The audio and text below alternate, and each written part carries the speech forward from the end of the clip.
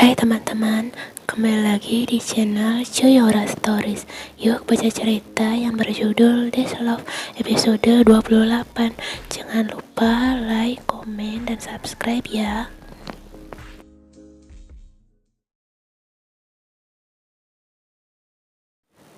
Putra Anda mengalami cedera tulang belakang Tuan yang menyebabkan saraf otaknya terganggu. Jadi untuk sekarang ini putra Anda mengalami koma sementara, jelas dokter itu. Koma dan lumpuh, tapi anak saya bisa sembuh seperti sedia kala kan dok, seru Taeyong. Dari kebanyakan kasus yang sering saya temui, pasien akan tidak sadarkan diri paling lama 3 bulan. Tetapi dengan pengobatan terbaik di rumah sakit ini, saya yakin putra Anda akan lebih besar sembuh lagi. Hanya saja Anda harus sabar menunggu dan terus berdoa, karena pengobatan seperti ini perlu kesabaran dan metodenya sangat rumit. Taeyong mengangguk pelan. Saya percayakan semuanya pada dokter. Tolong selamatkan putra saya, gumannya. Dokter itu mengangguk mantap. Baik Tuan, saya akan berusaha semaksimal mungkin. Opa, apa kata dokter? Putra kita tidak apa-apa kan? Tanya Yen langsung menghampiri Taeyong yang terlihat sedih. Taeyong menghela nafas berat. Dokter bilang saat ini Ren koma sementara. Apa? Seru Yen. Air matanya kembali keluar tanpa izin. Lalu apa Ren bisa selamat? Taeyong langsung membawa Yen dalam pelukannya. Pria itu menghela nafas panjang. Dokter bilang mereka akan melakukan yang terbaik. Dalam beberapa bulan ke depan Ren pasti sadar. Yen kemudian melihat ke dalam ruangan khusus tempat Ren berada. Air matanya keluar semakin keras begitu melihat putranya sedang tidak berdaya di dalam sana, ditemani dengan alat-alat yang tertempel di dada dan kepalanya. Taeyong kemudian mengusap air mata Yen. Jangan sedih sayang, kau harus kuat. Dokter bilang kau sedang mengandung. Mata Yen melebar. Apa? Aku hamil. Taeyong mengangguk dan mengelus rambut Yen lembut. Dokter menyuruhmu agar tidak banyak kepikiran. Ini agar kandungan tidak kenapa-napa. Kau harus tenang. Bagaimana aku bisa tenang, Opa? Ren sedang tidak baik-baik saja. Aku takut jika Ren selamanya tidak sadar dari komanya. Aku belum siap, Opa. Tangisan Yen pun semakin keras. Taeyong mendekap kepala Yen dalam dada bidangnya. Jangan bicara seperti itu, sayang. Aku percaya dalam kemampuan dokter di rumah sakit ini. Dan aku berjanji akan menemukan orang yang melakukan itu pada Ren dan bersumpah akan dengan tanganku sendiri, ucap Taeyong. Chanyeol memasuki rumahnya dengan langkah panjang. Pria itu langsung menuju kamarnya. Yeri baru saja selesai mandi dan keluar dari kamarnya untuk mengambil air minum di dapur. Ia pun terkejut melihat ayahnya keluar dari kamarnya sembari membawa koper besar. Ayah mau kemana? Tanya Yeri. Chanyeol menoleh dan menatap putri satu-satunya itu. Kajah, kita pindah ke Amerika sekarang, jawabnya langsung menarik tangan Yeri. Mata Yeri sontak melebar.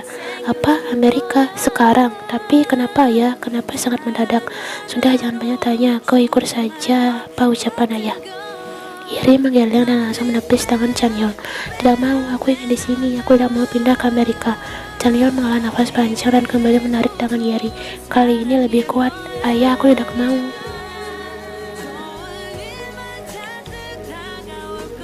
Yen berada di ruangan Ren dan menatap lelaki dengan wajah putih pucat dan mata yang masih tertutup rapat berbaring lemah di depannya.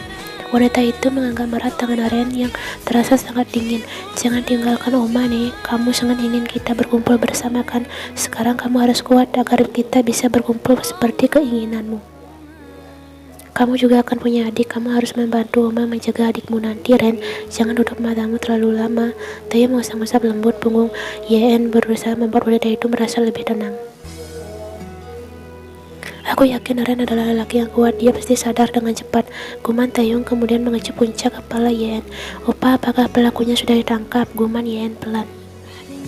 Belum sayang, pelakunya bukan orang biasa, dia bisa lolos dari kejaran polisi dan anak buahku, jawab Taeyong. Siapa sebenarnya orang itu dan kenapa ia sangat tega pada putra kita? Ren anak yang baik, tidak mungkin dia memiliki musuh, ucap Yen di pelukan hangat Taeyong. Awalnya pelakunya mengincarku sayang, tapi Ren dengan cepat menghalangi peluru itu agar tidak mengenaiku. Tapi jika pelakunya hanya mengincarmu, kenapa dia Ren sampai 3 kali, Opa? Dia memang ingin putra kita. Kamu jangan pikirkan soal itu. Anak buahku dan polisi akan menemukan orang itu secepatnya. Sekarang, kumohon kau jangan terlalu banyak pikiran. Ini juga demi anak kedua kita agar tidak kenapa-napa. Kau berdoa saja, Ren akan segera sadar, ucap Taeyong tersenyum. Ian hanya mengangguk pelan, kemudian kembali melihat ke arah Ren.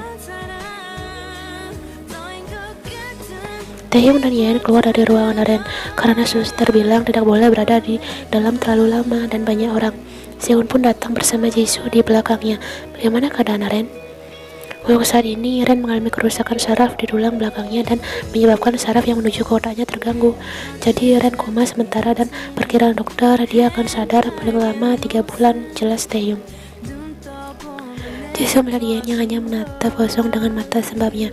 Ia sangat kaget dan tidak menyangka jika rekan kerjanya itu adalah istri pertama Taehyung. Jisoo lalu memeluk Ian erat. Aku yakin Ren akan bertahan dan cepat sadar, gumannya.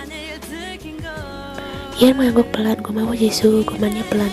Sehun menatap Taehyung serius. Ada sesuatu yang ingin kubicarakan padamu, Yung, ucapnya pelan. Apa yang ingin kau bicarakan? Tanya Taehyung duduk di kursi taman rumah sakit. Anak buahmu belum berhasil menangkap pelakunya, tanya Sehun. Taehyung menggeleng pelan. Pelakunya bukan orang sembarangan, agak sulit mengetahui jejaknya. Sehun menghela nafas. Hari ini aku diberitahu oleh temanku, ia akan berangkat ke luar negeri. Dia melihat Chanyeol juga ada di pesawat itu. Kening Taehyung mengkerut. Chanyeol? Sehun mengangguk. Apa kau tidak merasa curiga pada orang itu? Setelah dia ditolak YN dan kau langsung speak up ke publik soal YN, apa kau pikir dia akan diam saja? Taehyung diam sejenak memikirkan kata-kata Sehun. Menurutku sangat aneh dia berangkat ke luar negeri mendadak seperti ini. Dan untuk apa dia pergi dan meninggalkan perusahaan serta semua bisnisnya di sini? Bukankah sangat aneh? Aku yakin dialah pelakunya. Dia pasti ingin membalas dendam padamu, tapi Ren yang menghalangi rencananya. Bisa saja kan? Taehyung setuju dengan ucapan Sehun. Selama ini ia juga mencurigai Chanyeol. Aku juga berpikir begitu Sehun, tapi aku belum punya bukti yang kuat jika dialah pelakunya. Untuk apa mencari bukti? Itu tugas polisi. Tugasmu adalah membalas perbuatannya sesuai dengan apa yang ia lakukan pada Ren. Jika kau sudah yakin dia pelakunya, kau langsung bunuh saja orang seperti itu dan lenyapkan agar dia tidak meninggalkan jejak, ucap Sehun. Tapi aku tidak yakin seorang tanpa bukti yang kuat. Sehun menghela nafas panjang. Baiklah, kalau begitu kau tahu nomor plat mobilnya kan? Taehyung mengangguk pelan. Jongkook sudah melacaknya tapi tidak berhasil. Nomor plat yang digunakan mobil itu adalah nomor palsu. Kalau begitu kita lacak jenis mobilnya. Perlu waktu lama untuk mengacak satu persatu mobil seperti itu di negara ini. Tidak ada cara lain. Bagaimana kalau besok kita ke rumah Chanyeol dan memeriksa garasi mobilnya? Toh saat ini orang itu sedang berjalan ke Amerika dan untuk membawa mobil ke luar negeri perlu waktu yang lebih lama. Kita masih punya waktu besok saja, ucap Sehun panjang lebar. Taehyung kemudian mengangguk mantap menyetujui rencana Sehun. Aku juga tidak terima keponakanku yang tidak tahu apa-apa dengan begitu kejam oleh pria itu, desis Sehun penekanan. Hyora dan Nicole datang menjenguk Ren di rumah sakit. Mereka langsung bertemu dengan Yen yang sedang menemani Ren di ruangannya. Aku sangat sedih saat mendengar berita itu. Semoga Ren bisa sembuh seperti sedia kala, ucap Hyora pelan mengusap lembut punggung Yen. Kau sudah menjenguk putraku. Aku juga minta doamu untuk kesembuhan Ren. Hyora tersenyum tipis. Itu pasti Yen, aku pasti mendoakan kesembuhan putramu. Tante, ini ada susu, vitamin dan buah-buahan untuk tante, ucap Nicole. Kumawa ya Nicole, kamu sangat baik, jawab Yen tersenyum hangat. Kemarin Taehyung bilang kamu sudah mengandung, jadi aku bawakan beberapa vitamin untukmu. Kumawa Hyora, aku memang belum sempat keluar membeli sesuatu. Kamu tidak boleh terlalu banyak pikiran. Kamu juga harus memperhatikan calon buah hati yang ada di perutmu ini. Soal Ren, kau percayakan saja pada dokter. Aku yakin dokter di sini hebat-hebat, ucap Hyora panjang lebar. Yen mengangguk pelan. Aku mengerti Hyora. Aku juga tidak sabar memberitahu Ren jika dia akan memiliki seorang adik. Adik, lelaki itu sayup-sayup mendengar sebuah suara tak jauh dari tempatnya saat ini. Ia sangat ingin membuka mata dan menggerakkan anggota tubuhnya, tapi kenapa tidak bisa? Ia tidak bisa menggerakkan tubuhnya sama sekali. Bahkan ia tidak mampu membuka kelopak matanya. Ia hanya bisa mendengar suara-suara di luar sana. Dan di dadanya terasa begitu banyak benda-benda yang tertempel. Ia sudah sadar, tapi kenapa ia tidak bisa menggerakkan bagian tubuhnya? Hyora tersenyum. Kalau begitu, Kajah, mumpung kita sedang di rumah sakit. Kamu benar, Kajah, ucap Yen lalu melihat ke arah Nicole yang hanya diam dari tadi. Nicole, tolong jaga Ren nih. 6 menit tante, jawab Nicole mantap. Ian dan Yora pun beranjak meninggalkan Nicole sendirian. Nicole kemudian mendekat ke arah Aren. Lelaki tampan itu terbaring dengan mata yang masih tertutup.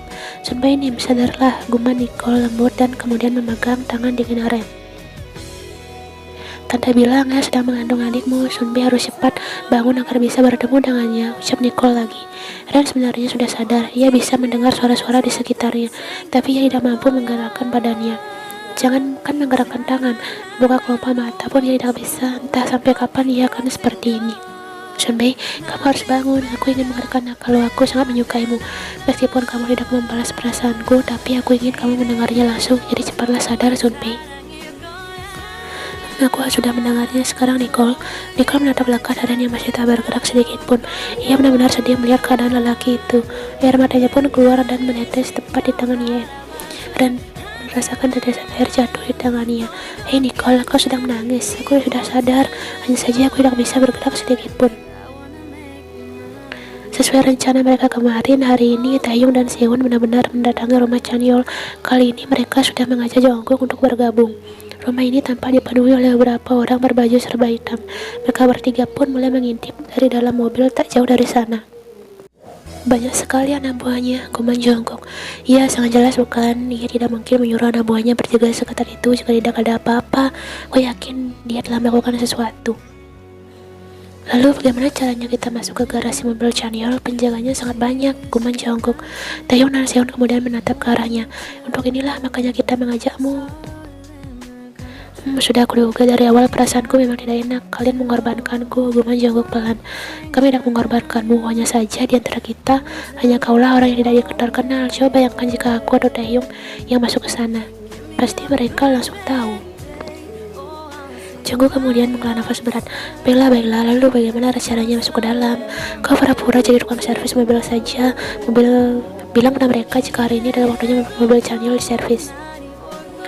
Kalau mereka tidak percaya dan malah mengeroyokku bagaimana? Jika kau ketahuan, langsung baku hantam saja kita dengan mereka, sahut Taeyong. Seon menggalang pelan. Tidak, menurut info yang aku dapat, hari ini memang jadwal mobil-mobil Chanyeol diservis, tapi aku sudah memberikan uang pada tukang sebenarnya untuk membuat kesepakatan dan membiarkan tugasnya diganti oleh orang suruhanku, dan orang itu adalah kau, Jongkook. Oh baiklah, lalu apa tugasku jika sudah berhasil ke dalam sana? Tanya Jongkook. Pertama, kau cari dulu jenis mobil yang sama dengan mobil yang dipakai pelaku, lalu cocokkan plat nomornya. Jika ternyata namanya tidak cocok, itu berarti nomornya sudah diganti dan kau harus mencari nomor plat yang dibuang di mana oleh Chanyeol. Mengerti? Jelas Taeyong. Jongkook mengangguk paham. Baiklah, aku pasti akan menemukan plat palsu itu. Bagus, kau memang bisa diandalkan. Sekarang kau harus ganti bajumu dan baju tukang servis. Mata Jongkook sontak melebar. Aigo, kau menyuruhku memakai baju kotor ini? Apa tidak ada baju yang lebih bersih lagi? Seon menggeleng santai. Tidak, itu baju asal dari milik tukangnya langsung.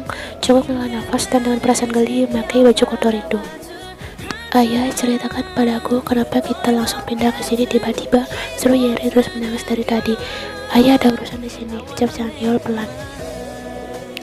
Biasanya jika ayah ada pekerjaan di sini, ayah selalu pergi sendirian. Sekarang kenapa kau malah memaksa aku ikut juga? Chanyeol menghela nafas. Karena mulai hari ini kita akan tinggal di sini selamanya. Yeri langsung menggeleng. Tidak mau, aku mau kembali ke Korea. Ayah tenang saja, aku akan bebas saja di sana sendirian. Tidak usah membantah, terus Chanyeol dengan nada tinggi pada putrinya itu. Yeri pun kami tidak bisa berbuat apa-apa dengan keputusan ayahnya itu. Padahal dia kemarin sudah berencana untuk menjenguk Aren hari ini. Apakah dia tidak akan bisa bertemu dengan Aren lagi? Dan bagaimana keadaan lelaki itu sekarang? Yeri benar-benar sedih dan khawatir. Jongkook akhirnya berhasil masuk ke dalam garasi Chanyeol. Anak buahnya benar-benar mudah sekali dibodohi. Badannya saja yang besar tapi sangat.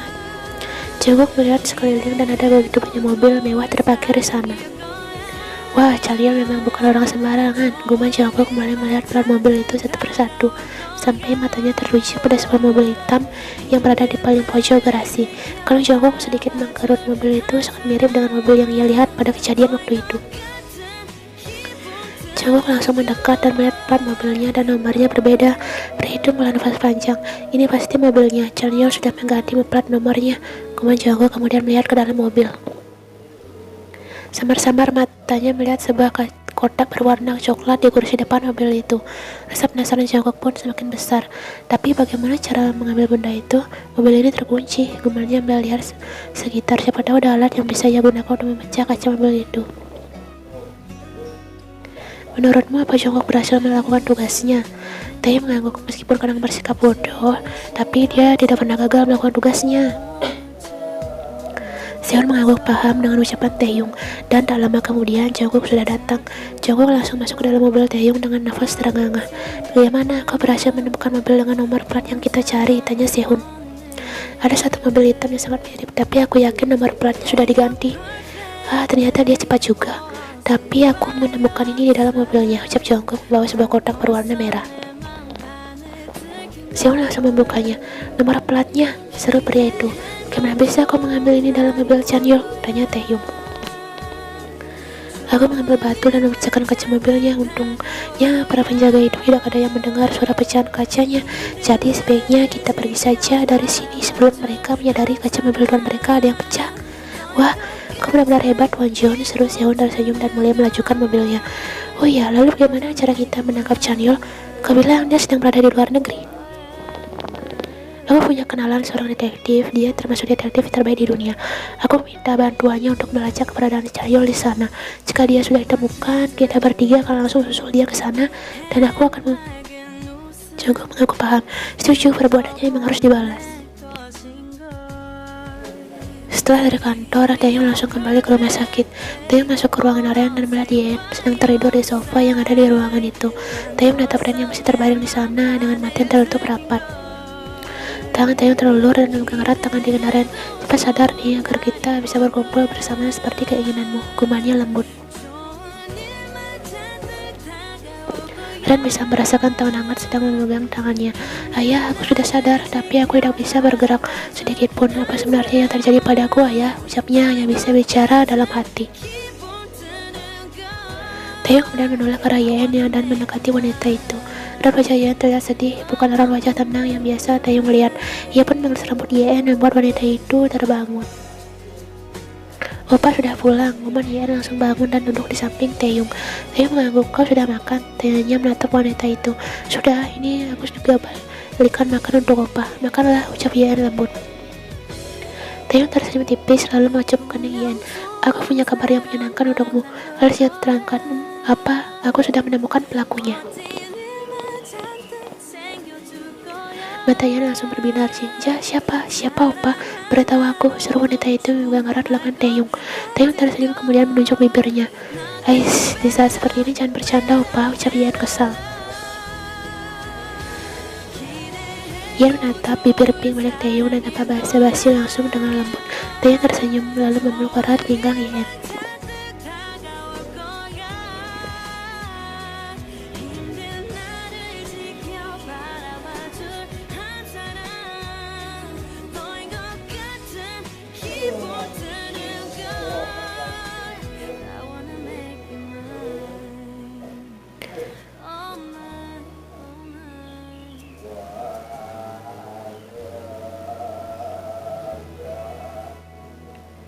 Tiba-tiba ponselnya berbunyi. Terpaksa ia harus menghentikan kegiatan.